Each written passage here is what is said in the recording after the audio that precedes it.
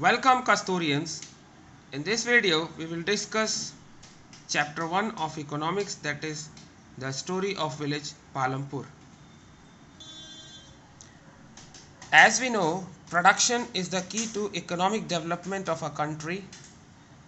The production can be agricultural, like production of crops, or it can be industrial, like manufacturing of goods. As we know, over 70% population of India is still living in villages. So people living in villages, they require various goods and services, many of which are produced locally. Thus, a village is a good place to understand various concepts related to production. Palampur, why Palampur is chosen as a place? See, Palampur is chosen as a village to study production because the village is a self-sustained unit. Palampur is an imaginary village. It could be any part of India, right from Jammu and Kashmir to Kerala, Gujarat or Assam. This imaginary village called Palampur is actually representing a small village in India, or a typical Indian village. Regarding road connectivity, the village Palampur is well connected by roads. A 3 kilometer all-weather road. All-weather means it's a well surfaced road which remains as it is in all weathers.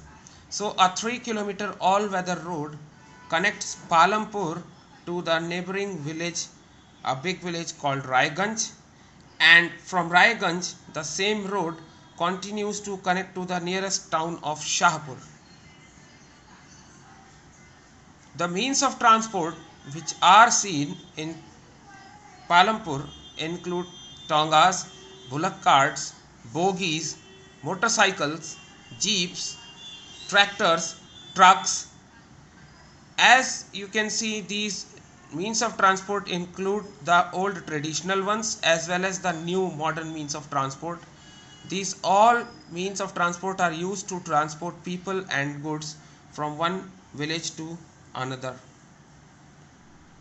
Regarding population, Palampur has a population of around 450 families which are living in it, and as in most of the villages, the people belonging to different castes, they live in Palampur.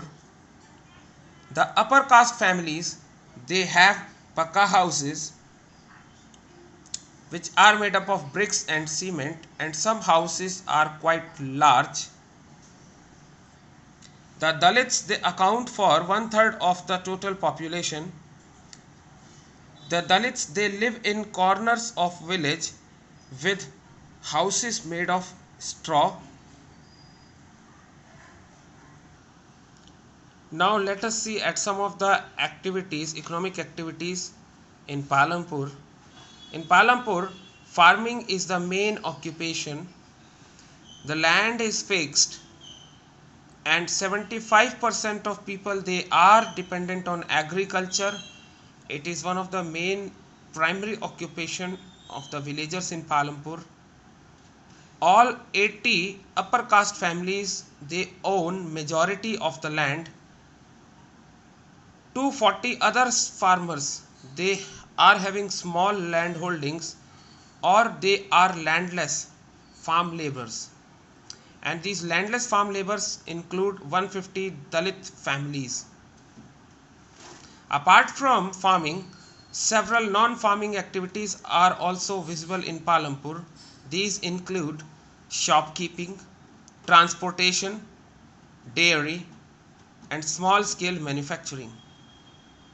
As we know, all production activities, they require natural resources like land and water. So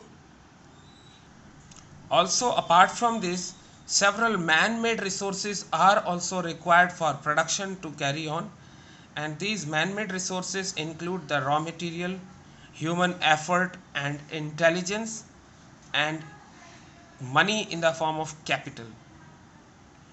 The goods and services are made available to the people by the process of production. Regarding power situation, most houses have electricity connection.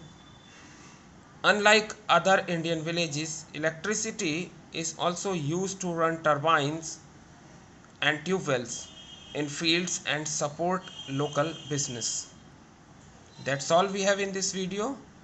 Thank you and have a nice day.